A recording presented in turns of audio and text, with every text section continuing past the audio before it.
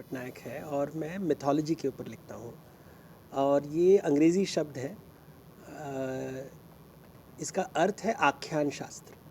तो अगर हिंदी में या मराठी में अनुवाद करें तो आख्यान शास्त्र। और इसके ऊपर ज़्यादा लोग आख्यानों के ऊपर उपन्यास लिखते हैं, लेकिन उसका ॲनालिसिस नाही करते. तर मुलांना कळत नाही की हे रामायणचं व्हॅल्यू काय आहे, महाभारतचं व्हॅल्यू काय आहे. आणि लोक विचारतात की स्कूलमध्ये का हे शिकवत नाही. पण एक प्रॉब्लेम असतो त्याच्यामध्ये. जर मी सांगितलं की मला मराठीत रामायणचं कोर्स करायचा आहे, तर कुठलं रामायण शिकवायचं त्यांना.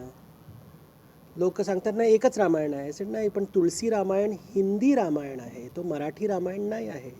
मराठी रामायण भावार्थ रामायण आहे.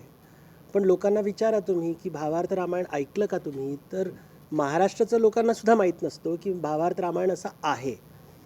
आता नॅशनल करिक्युलममध्ये कुठलं रामायण ठेवायचं मग, हे त्रास होतो लोकांना की तमिळचं रामायण वेगळं, तेलुगू रामायण वेगळं, कन्नडा रामायण वेगळी, ओडिशाचं रामायण वेगळं आहे. तर लोकांना माहीत नाही की आमच्या देशात विभिन्न प्रकारचे रामायण आहेत आणि एव्हरी स्टेटमध्ये लोक आहेत हू राईट इट डिफरंटली.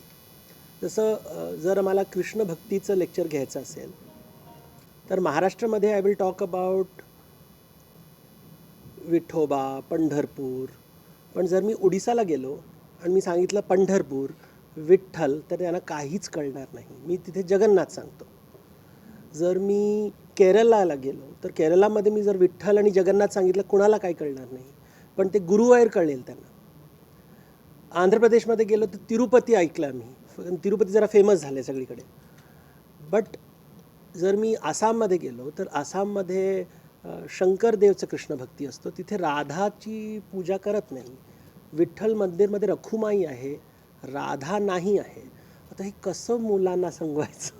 हे सगळं इतकं कॉम्प्लिकेटेड. मी 2 मिनटात जे सांगितलं कसं मी एक्सप्लेन करूँ. आणि लोक सांगतात कि हमारा कल्चर पढ़ाते नहीं हो. हमारा कल्चर विभिन्नवाद के ऊपर बेस्ड है कि हर प्रांत में, हर जगह में, हर अलग अलग भाषा होती है. फक्त हे हिंदी नाही, हे मराठीसुद्धा आहे, गुजरातीसुद्धा आहे, तमिळ, तेलुगू. सो एव्हरी लँग्वेजचं कल्चर जे विभिन्नवाद आहे. तर मी जेव्हा लोकांना लेक्चर देतो, मी I try to expose them की बघा भारतात किती वेगवेगळ्या प्रकारच्या रामायण आहेत, कृष्णकथा आहेत, भागवत कथा आहेत, महाभारत कथा आहे. तर कथा इज इम्पॉर्टंट, पण यांचं रूप किती वेगवेगळं आहे. आणि त्या सगळ्यांमध्ये एक वेदिक थॉट आहे आणि तो वेदिक थॉट इंटरनॅशनल थॉटतून कसं वेगळं आहे. तर हे जरा अवघड आहे. पण मी I try to make it simple की कसं सिम्पल करून. म्हणून मला स्कूलमध्ये बोलवतात की तुम्ही मराठीमध्ये माझी खूप पुस्तकं आहेत पॉप्युलर प्रकाशनचं. पण आम्ही बघतो की त्रास असतो, लोकांना कळत नाही की कसं समजायचं लोकांना. गीता कसं समजायचं, त्यांना ज्ञानेश्वरी माहीत नाही. नॉर्थ इंडियामध्ये गेलं आणि तुम्ही सांगितलं की ज्ञानेश्वरी पुस्तक, हिंदी बेल्टमध्ये कुणाला माहीत नाही. साऊथला गेलो तर त्यांना माहीत नाही. पण महाराष्ट्रामध्ये मी सांगितलं ज्ञानेश्वरी, तर इमिजिएटली लोकांना कळतो की हां आम्हाला माहीत आहे. वाचलं नाही आहे पण वी नो की असं आहे, एक पुस्तक आहे. तर that is what I do. मी एकदा लेक्चर दिलं होतं एक मराठी ऑर्गनायझेशनमध्ये. तर माझ्याकडे पसायदान होता आणि I was translating every line. तर लोक बोलत होतं की आम्हाला माहीत आहे, पण आम्ही केव्हा असं ॲनालिसिस केलं नाही एक एक लाईनचं. तर 2 तास लागले. ते फक्त एक पसायदान मराठी ऑडियन्समध्ये सुद्धा लोकांना माहीत नव्हतं. So I like to do this. I enjoy this because I feel हे आमचं कल्चर. हे कल्चर म्हणजे हेच. अजून काय कल्चरमध्ये हेच. अनुवाद करा, एक्सप्लेन करा, ॲनलाइज करा, प्रेझेंट करा लोकांना. आणि मुलांना होपफुली ते प्राईड असेल ना. हे फॉल्स प्राईड नसतो, म्हणजे काहीतरी स्ट्रॉंग रिअल प्राईड असतो. मग सर तुमचे वेगवेगळे पुस्तकं आहेत हिंदू मॅथॉलॉजीवरती. कुठलं असं पुस्तक आहे ज्याच्यामध्ये खूप इन डिटेल्स दिलेलं आहे की हिंदू धर्म किंवा आता जे म्हटलं जातं अशा विषयीचे काही स्टोरी बेस कुठलं पुस्तक आहे जे प्रेफर केलं पाहिजे लोकांनी? तर मी आख्यानवर लिहितो. मी धर्मशब्द वापरत नाही, तो राजनीतीसाठी आहे. हा सरस्वतीचं दुनिया आहे, तो राजनीतीचं दुनिया. सरस्वती मला आवडते. ते आख्यांमध्ये मी सगळं आख्यांवर लिहितो. तर रामायण महाभारत माझे 50 पुस्तकं आहेत. मराठीमध्ये 20 अनुवाद केलेत.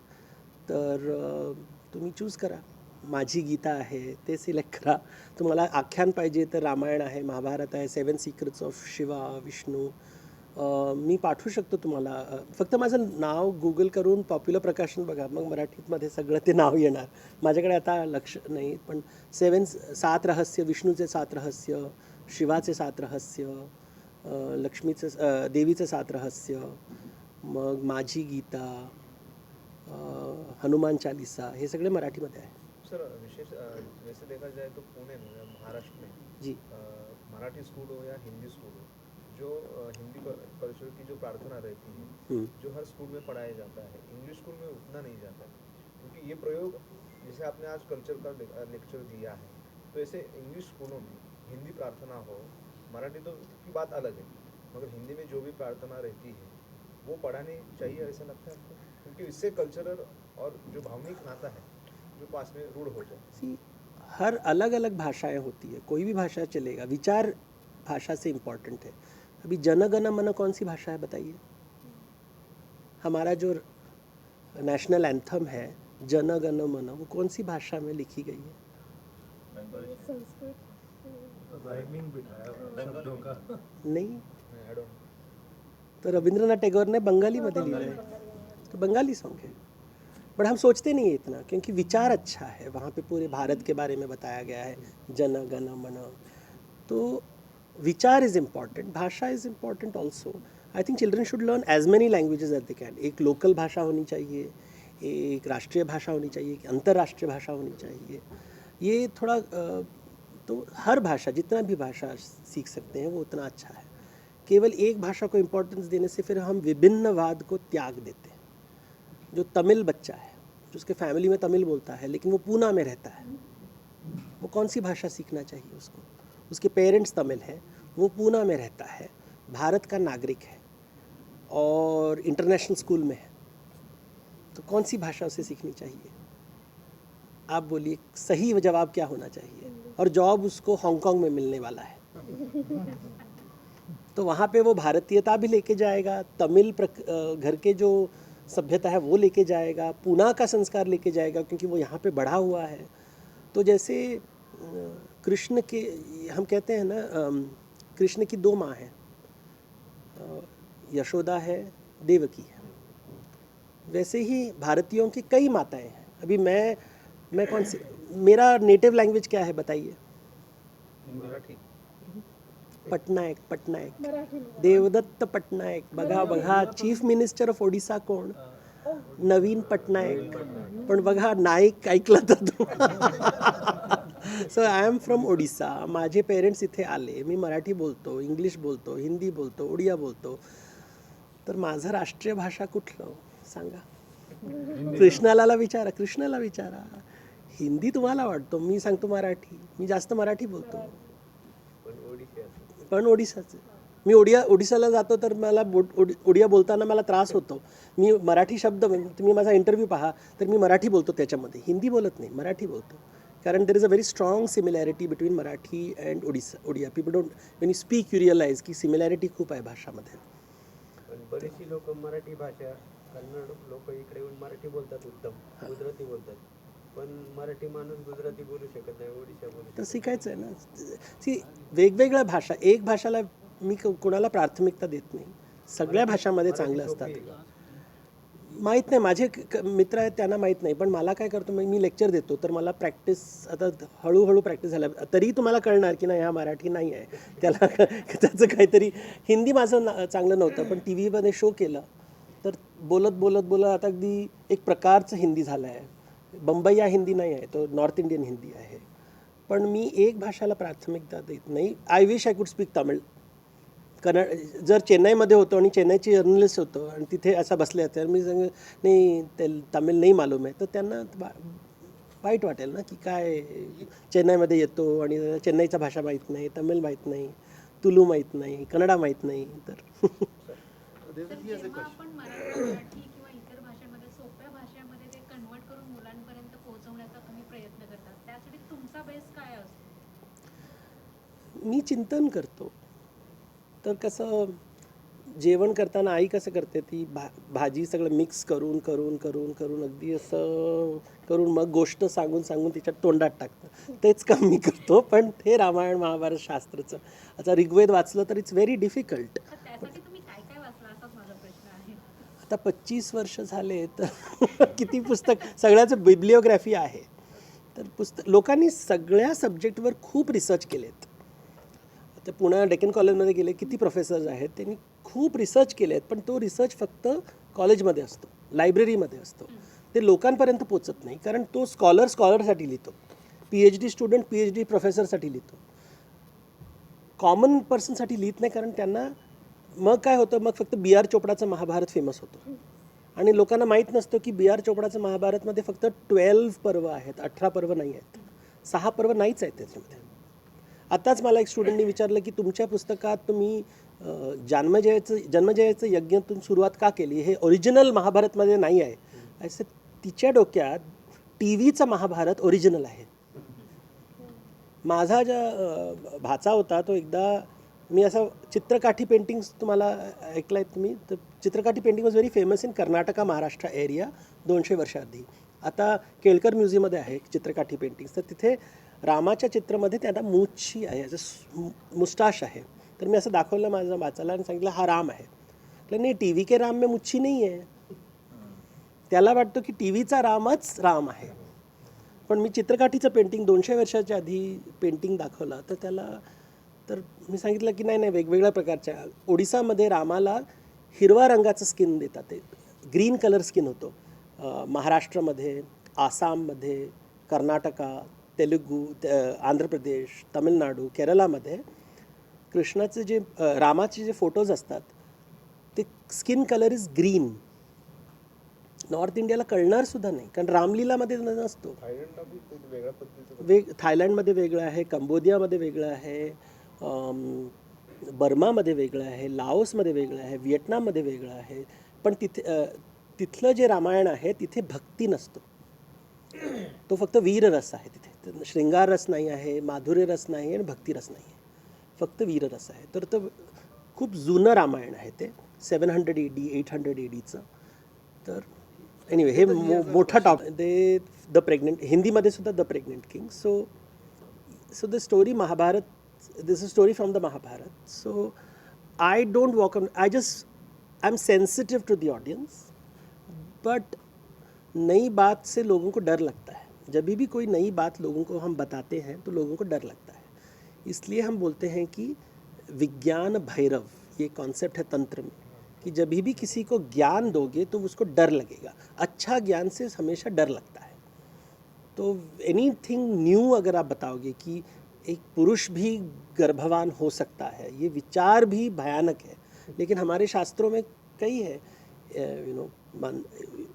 महाभारत में ये कहानी है कि एक राजा था युवनश्व, जो गलती से यज्ञ का चरु पी लेता है और उसके शरीर से मांधाता नामक राजा का जन्म होता है. तो वो राजा को हम बोल देंगे कि एक पुरुष योनि से उसका जन्म हुआ है. भगवत गीता में श्री कृष्ण कहें कि मेरे 2 योनि हैं. इसका अर्थ क्या है, ये रूपक है, इसका मीनिंग क्या है. तो भारत में हमको ऐसे बहुत विचार मिलते हैं. अगर आप मथुरा में जाएंगे तो वहाँ शिव जी का जो शिवलिंग होता है उसे स्त्री रूप दिया जाता है, तो उसे गोपेश्वर महादेव बोलते हैं, क्योंकि मथुरा में शिवजी भी स्त्री रूप.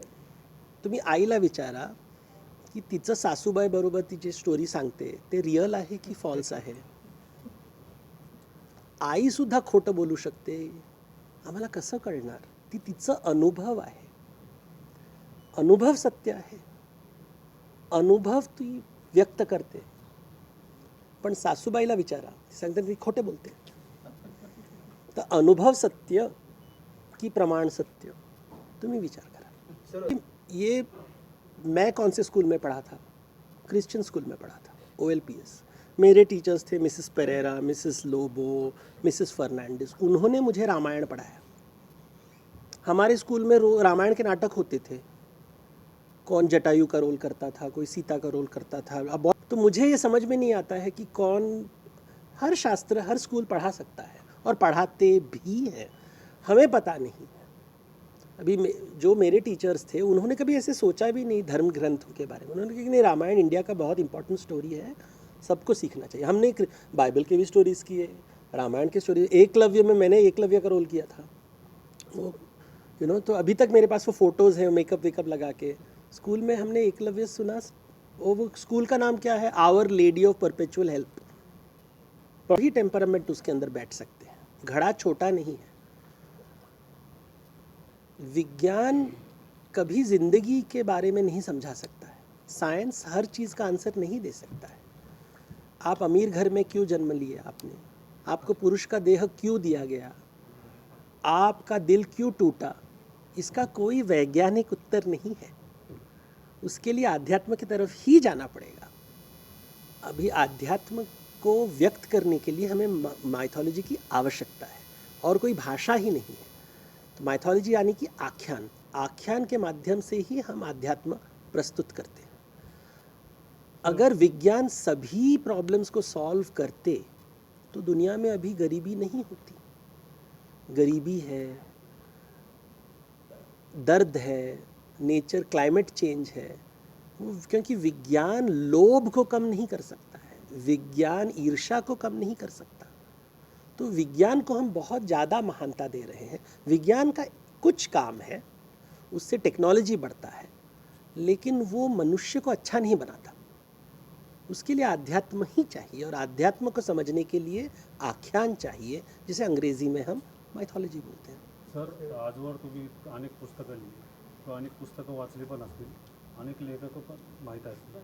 तुमचा आवडता लेखक किंवा आवडतं पुस्तक? तर मी बहुतेक अकॅडमिक पुस्तक वाचतो, आणि एक लेखक नाही, खूप लेखक आहेत. इंडियन, फॉरेन, इंटरनॅशनल खूप लेखक आहेत, आणि खूप लेखक मी वाचू शकत नाही, कारण त्यांनी मराठीमध्ये लिहिलं असेल किंवा, आणि तो सुद्धा academic Marathi is very different from regular Marathi. तर नॉलेज वेगवेगळ्या सोर्सेसतून असतात. आता यूट्यूबमध्ये किती स्कॉलर्स आहेत ते लेक्चर्स देतात, बेंगॉली लेक्चरर्स आहेत. तर सगळ्यांचं मी जास्त तर अकॅडमिक बुक्स वाचतो, पण सगळ्यांचं नाव मला आठवण नाही. There are so many scholars. त्याच्यात टिळकांचं एक पुस्तक आहे ऑन वेद, तर तो जर तुम्ही वाचला तर इट्स फॅन्टॅस्टिक. पण पण ते इंग्लिशमध्ये आहे, because he was a scholar who could write in English also, very educated. तर त्यांचं इंग्लिश पण ते अगदी वेगळं इंग्लिश आहे, कारण 19th सेंचुरीचं इंग्लिश आहे. तर ते वाचायला सुद्धा त्रास होतो की इतकं रेफरन्सेस आहे त्याच्यामध्ये. तर टू रीड सो मच, तर असं कोणी एक व्यक्ती नाही आहे. आता तुम्हाला एव्हरी सब्जेक्टमध्ये वेगवेगळे एक्सपर्ट असतात, आणि त्यांचं